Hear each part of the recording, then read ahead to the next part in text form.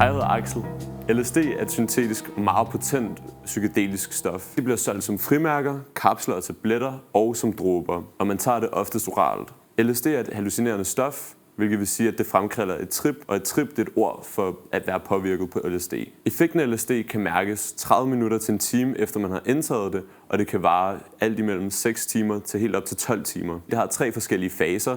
Det har come-uppet, peaket og come-downet.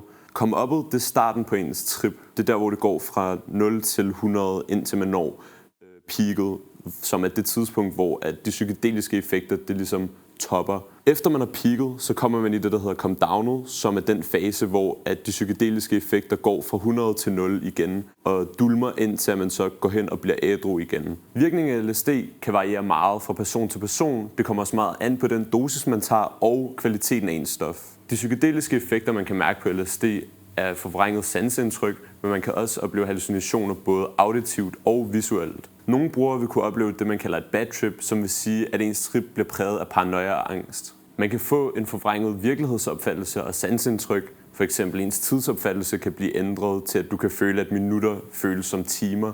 Du kan føle, at du kan mærke tingene omkring dig, eller smage farver, du ser. Nogle brugere vil kunne opleve, efter de har trippet på LSD, at de vil få flashbacks tilbage til deres hallucinationer, som de har haft, imens de trippede, både de gode og de dårlige, i alt fra uger til år, efter de har trippet. Hvis du er psykisk sårbar eller er et dårligt sted i dit liv, skal du være meget forsigtig med psykedeliske stoffer, fordi du kan være meget større risiko for at få et bad trip. Derudover skal man også være meget forsigtig med at blande LSD sammen med andre rusmidler, da det kan give en uforudsigelig effekt.